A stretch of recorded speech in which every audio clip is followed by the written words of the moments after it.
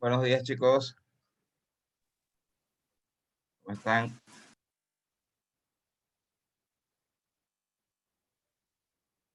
Buen día, ingeniero. Ok, vamos a empezar. Bien, la idea de ahora era un poquito hacer un repaso ya para ir culminando con el capítulo de hipótesis, ver algunas dudas. Antes que entremos a las dudas, quiero marcar la diferencia. Déjenme abrir el material. ¿Dónde está? En 120, hipótesis.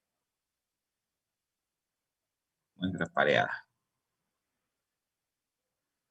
Ok. Bien. Voy a compartir pantalla un ratito.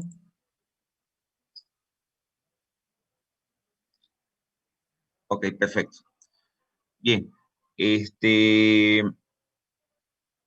Dentro de las pruebas que hemos ido, bueno, que se ven ahí dentro del capítulo de hipótesis, es importante marcar la diferencia entre la prueba pareada que hacemos y la prueba de diferencia de medias poblacionales, porque ambas en realidad lo que hacen es comparar dos promedios, solo que se lo debe utilizar en situaciones diferentes,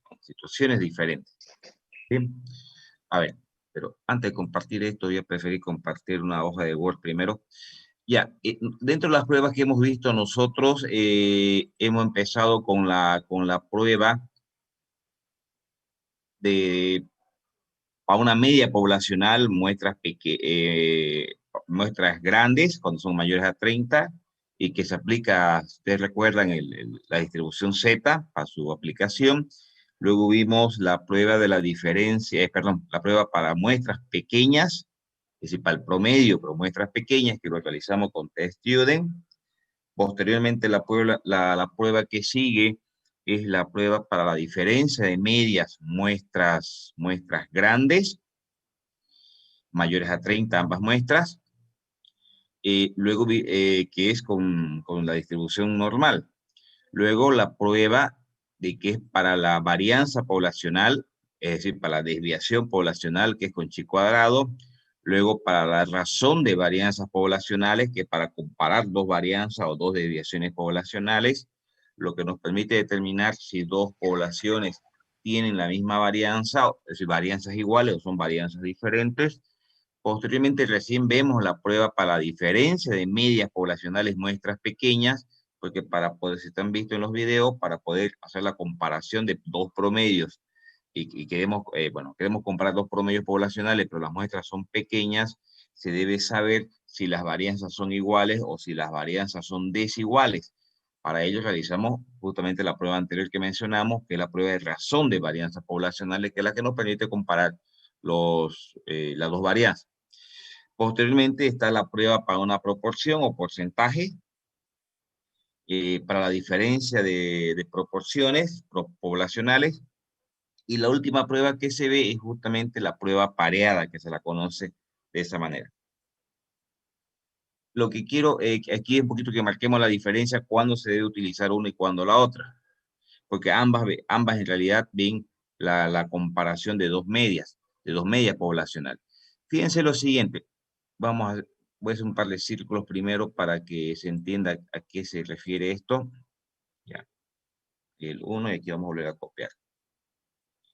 A ver, fíjense, aquí tenemos nosotros, a esta vamos a llamar la población A. No, acá adentro vamos a escribirlo mejor. Vamos a admitir a alguien que está. Vamos a seguir admitiendo, que vayan entrando. Ya. Agregar texto. Esta es la población A. Población A. Esta es la población B. Muy bien. Perdón, ¿se ve mi pantalla, no, chicos? ¿Sí?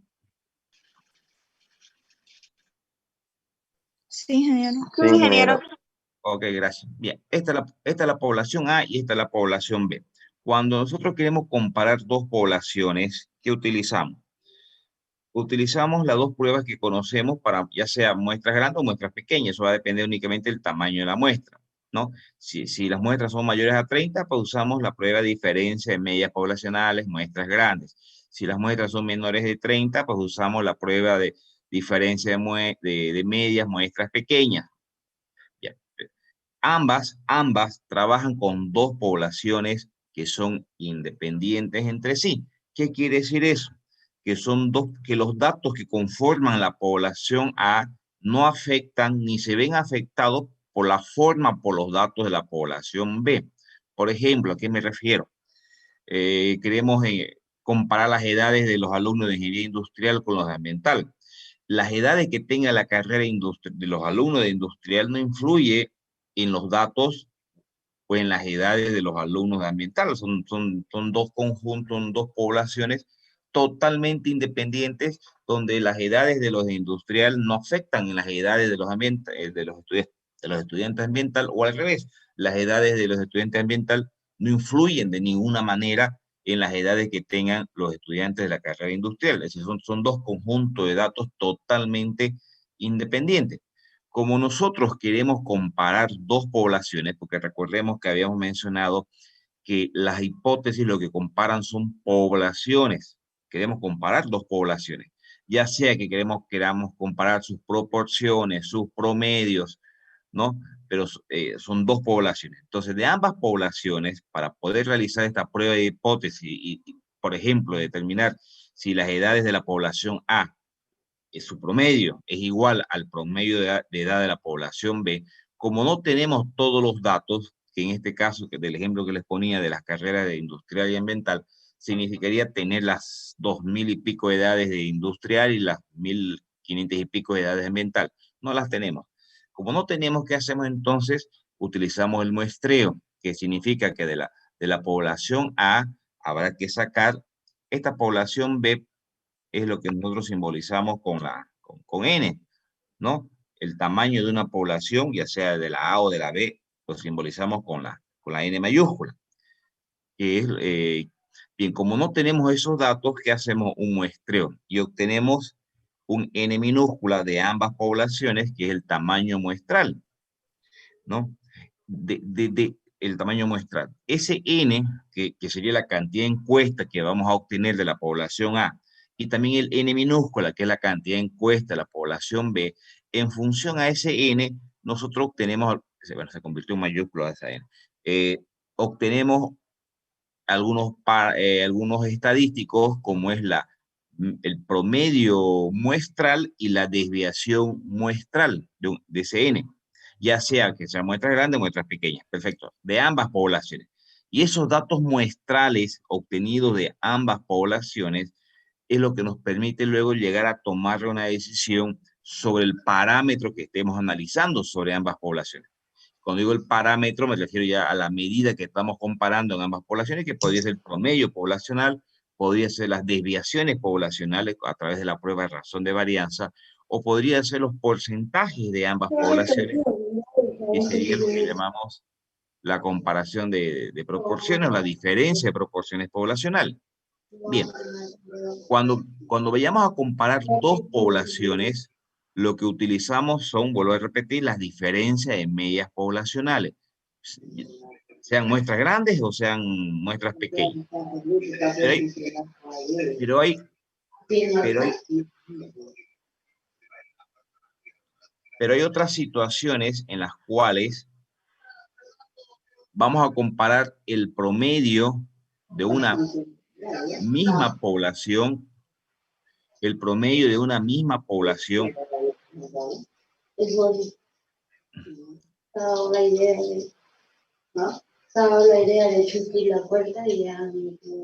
Por favor, alguien está con su micrófono.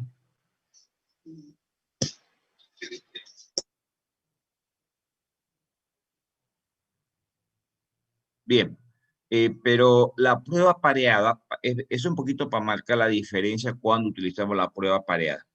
Pero hay otras situaciones donde vamos a comparar dos promedios, pero los dos promedios son de la misma población, de la misma población. Es decir, son dos muestras que son dependientes entre sí, porque son obtenidas de la misma población, incluso son los mismos elementos de la muestra en ambas situaciones. Lo que se hace es analizar una población en dos momentos diferentes. Por ejemplo, ¿a qué me refiero y a qué se refiere en realidad la prueba pareada?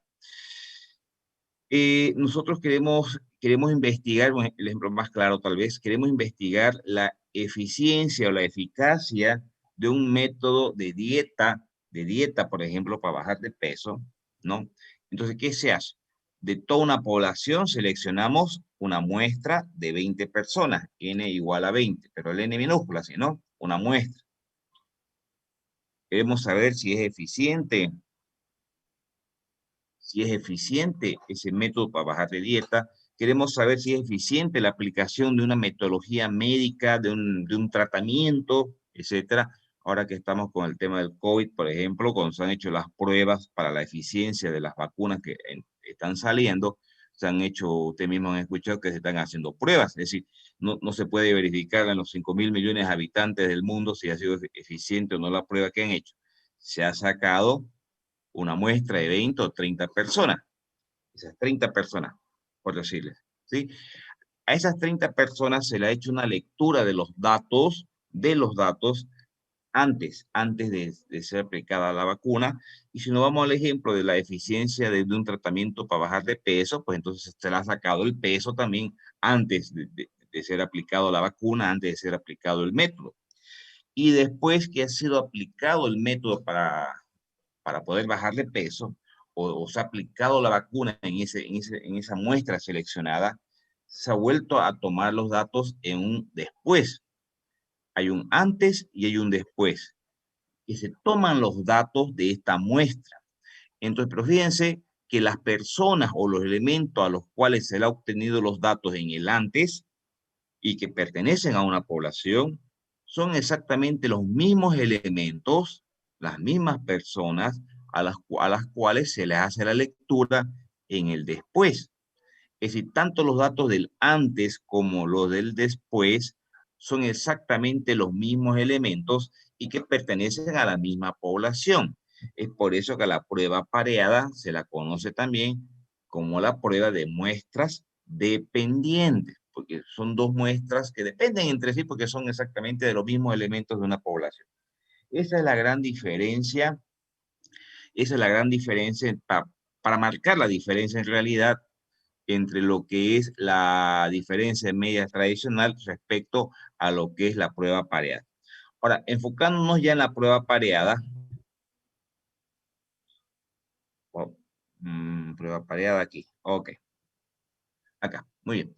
Ahora, en lo que respecta a la prueba pareada, aquí es importante que determinemos nosotros si nuestra prueba de hipótesis. Digo, porque tal vez esta es una de las que más, es de la que más genera dudas a veces, que es justamente la última prueba de hipótesis dentro del capítulo de hipótesis.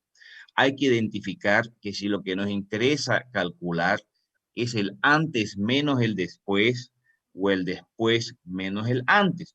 A ver, ¿a qué me refiero? Acá, por ejemplo, cuando nos planteamos nuestras hipótesis y cuando nos planteamos nosotros la hipótesis nula, que es la que está sujeta a investigación, y que esa comparación de medias se la simboliza en realidad de esta manera, ¿no? El promedio de la diferencia pareada. Debemos determinar si lo que nos interesa a nosotros es el menor igual o es el mayor igual. Y ahí es donde puede aparecer ciertas dudas. Y creo que está explicado en los videos, pero de todas maneras me parece importante que se lo volvamos a aclarar. A ver, me voy a poner casos hipotéticos, ¿ya? Aquí vamos a seguir admitiendo a doña Marisol, que está entrando. Ya. A ver, vamos a suponer el siguiente. Vamos a pensar en ese tratamiento de bajar de peso. Bajar de peso. Y nos interesa plantearnos, obviamente, la hipótesis nula, por un lado, y la hipótesis alternativa, por otro. Voy a bajar un poquito ahí, para que esté más. Muy bien. A ver, A ver, esa diferencia, que le pondré U por el momento, para no estar perdiendo el tiempo buscando el simbolito. Bueno, acá arriba lo tengo. Aquí no me lo voy a copiar. Ah, bueno, lo copio esto nomás, mejor. Ahí. Vamos a copiar un ratito. Ahí, ya. Pero no sabemos si es menor o igual. Eso, muy bien. Es un tratamiento para bajar de peso. Pensemos por un momento si el tratamiento y lo que nos interesa, porque el enunciado nos va a decir lo siguiente, ¿no? Si queremos saber la eficiencia de un método o un tratamiento para bajar de peso, para ello se seleccionan 20 personas al azar, las cuales se obtienen los datos, que son los pesos iniciales, y luego de un tiempo, un periodo determinado, donde han sido sometidos a la aplicación del método, se han vuelto otra vez a lecturar sus pesos y se tienen los pesos antes del tratamiento y después del tratamiento. ¿Sí? Entonces, en ese sentido, y nos piden, verifiquemos si el método ha sido efectivo para bajar de peso. Si ha sido efectivo, ¿cómo tendría que ser la diferencia de peso para asumir que han sido efectivos?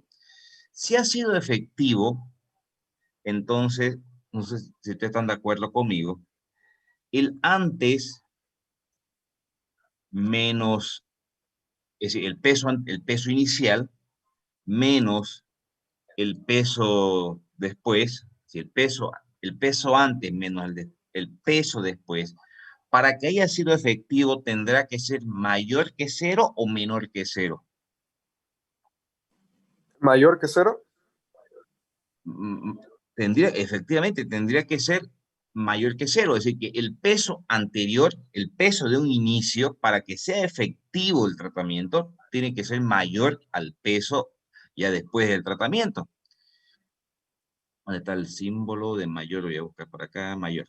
Tiene que ser mayor que 0.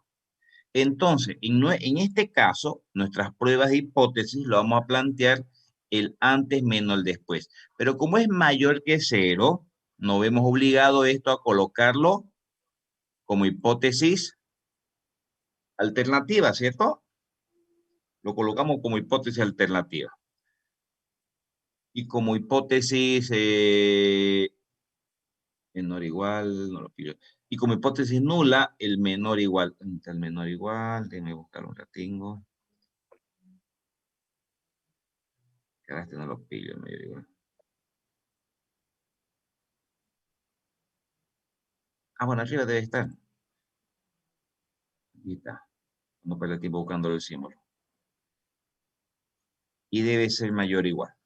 Fíjense que en este caso, lo que nos interesa indagar es el antes menos el después.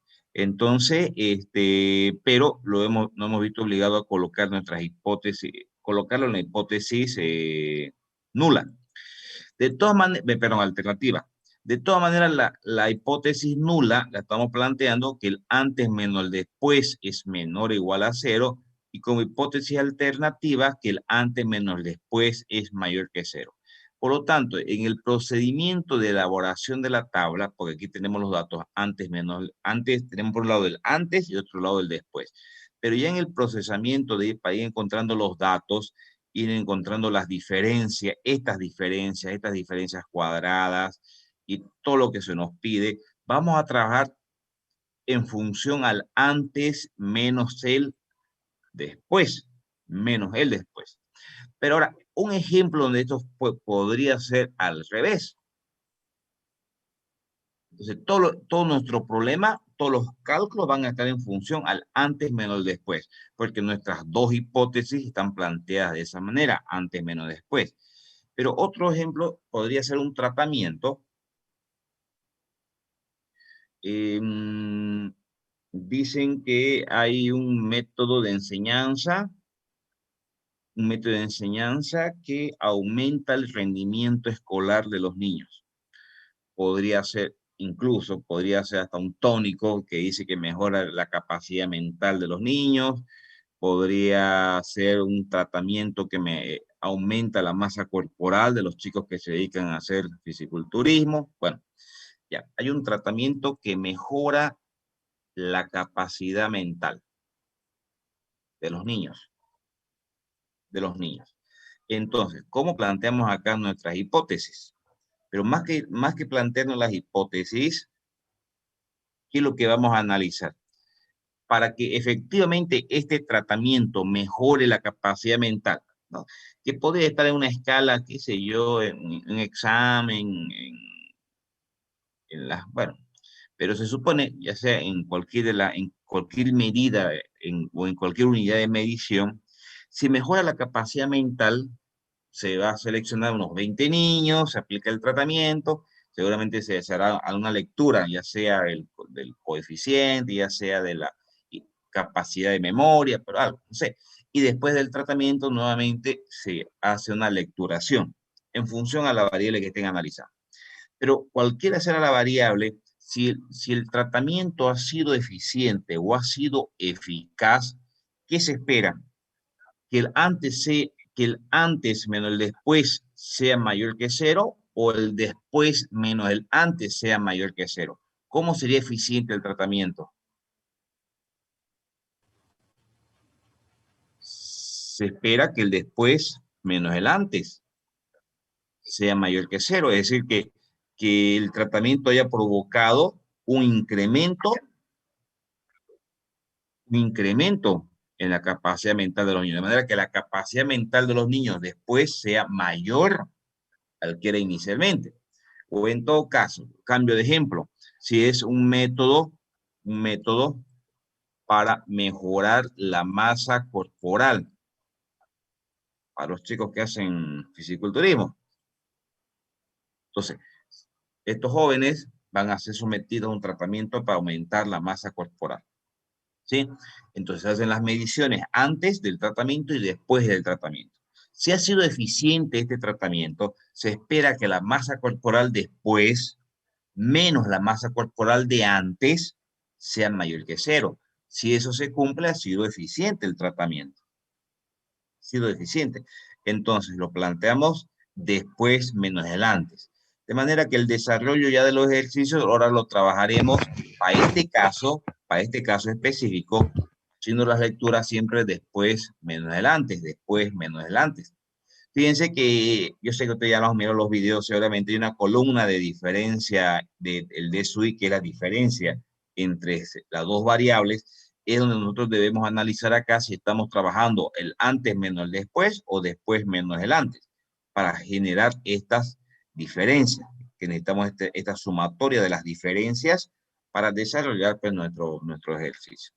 No sé si queda claro, chicos, lo que ¿sí? Es importante que determinemos, una vez que sabemos que se trata de una prueba pareada, que determinemos si la lectura o lo que nos interesa indagar está en función al antes menos después o el después menos el antes.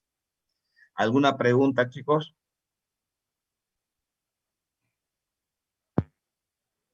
Vamos sin miedo, porque hoy día quiero ya que entremos, por favor, a ver podamos ya empezar con nuestro segundo tema. Yamila, que entre. ¿Dónde está? Semestre 2, 2000.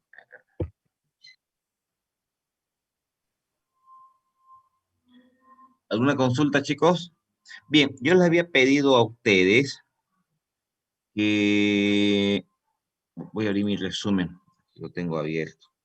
Tenían que, Teníamos que ir mirando en el caso de estadística industrial. Ah, bueno, les pasé anoche un documento, es simplemente de apoyo, ¿no? En realidad, recuerden que no es en realidad ese material de la materia, es un material que es el texto de la materia, pero de la anterior estadística que yo uso para la carrera ambiental y la carrera de proceso, donde doy la anterior estadística, por si les interesa como material de estudio, porque cómo se calcula la desviación estándar, coeficientes de variación y todas esas cositas. ¿Ya? Bien, les decía, yo les había pedido que ustedes miren hasta el video 27, que corresponde en realidad a todo lo que es hipótesis, ¿sí?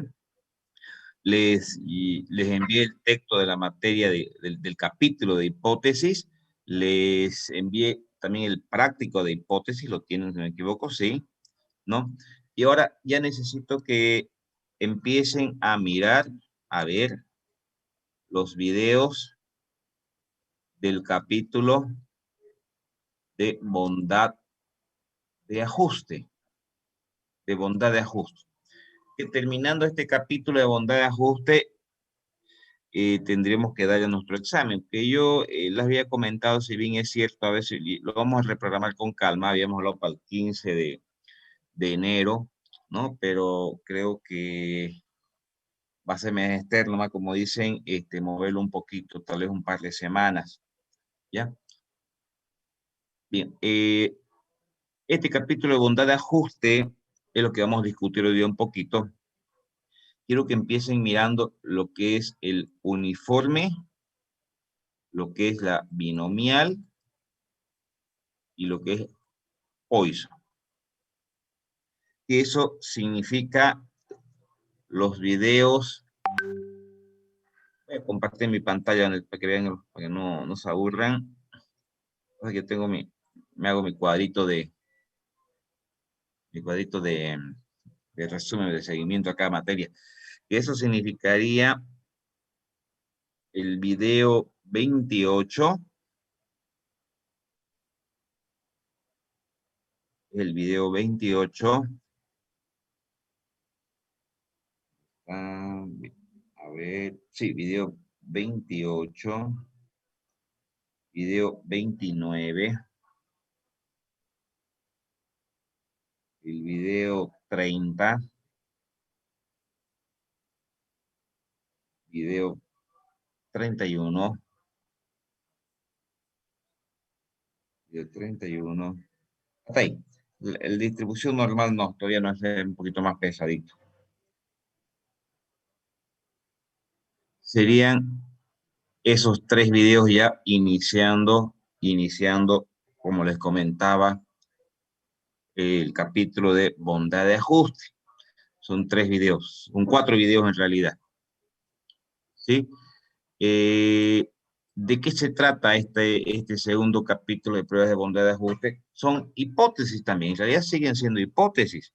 Y lo que vamos a hacer ahí son pruebas de hipótesis, con la diferencia que lo que se busca es verificar si un conjunto de datos efectivamente se ajusta a una prueba de bondad, perdón, una prueba de distribución de probabilidad. Tal vez muchos de ustedes no la conocen, la primera prueba, el primer modelo probabilístico, que es la distribución uniforme, pero los modelos probabilísticos que vamos a mirar la distribución uniforme, la distribución binomial y la distribución Poisson. Para los que han llevado estadística en la anterior materia, saben que estos modelos son modelos discretos, modelos que trabajan con valores puntuales, ¿cierto? La distribución binomial y la distribución Poisson, en este caso estamos incorporando la más básica, que es la distribución uniforme, bueno, distribución uniforme, binomial y Poisson, son pruebas, son modelos probabilísticos discretos. Y luego vamos a ver dos modelos más ahí, que es el modelo, la distribución normal, que ustedes la conocen con seguridad, que es de donde aparece Z en realidad, que es una de las más famosas y comunes dentro de los modelos probabilísticos que han visto, y además le estamos adicionando la exponencial, que son modelos continuos. Ya, más adelante vamos a marcar la diferencia, que son discretos, que son continuos, pero es el mismo análisis que usábamos para un conjunto de datos. Estos modelos ustedes ya los conocen, lo han visto en la anterior materia, es dentro del capítulo de probabilidades. Entonces es bueno que lo miren, le tiren una repasada. De todas maneras, yo les pasé el enlace de la materia de estadística que llevo con ambiental. Ahí hay un material donde les explica también ya el modelo binomial y el modelo Poisson. Bien, ¿qué es lo que le decía? Pero nosotros no vamos a entrar a resolver problemas de binomial, ni problemas de Poisson, ni de distribución normal, no, sino que es ese manejo y ese cálculo probabilístico de estos modelos, que ustedes, bueno, a estas alturas ya eso ya lo han visto, la anterior materia lo manejan bien, o deberían manejarlo bien, por eso les pido que le den una repasadita. Vamos a través de una prueba de hipótesis demostrar que efectivamente ese conjunto de datos se ajusta a un modelo uniforme, se ajusta a un modelo binomial, se ajusta a un modelo Poisson. Si ese conjunto de datos que de repente en la anterior estadística directamente bajo ciertas propiedades aplicamos el modelo binomial, es decir, lo resolvíamos a través del modelo binomial, ahora a través de una prueba de hipótesis vamos a hacer la verificación si efectivamente si esos datos se ajustan a ese modelo, si deberíamos haberlo resuelto por ese modelo. ¿Sí? Eso verificándolo a través de una prueba de hipótesis. En realidad de eso se encarga. Terminando este tema de bondad de ajuste, ya estaríamos listos, chicos, para nuestro examen. Yo sé que saliendo de Año Nuevo ya estamos hablando de exámenes, pero bueno, para su tranquilidad yo creo que vamos a tener que suspenderlo 2 semanas. No sé si aprovechar ahorita de una vez fijar la fecha. Acá ya tenía notado que lo habíamos movido para el 23 de enero, ¿no? Sí, ingeniero. No sé si están de acuerdo que lo demos el 23 o que lo llevemos al 30, chicos, depende de ustedes. Al 30, ingeniero. Al 30, ingeniero, por favor. 30 ya.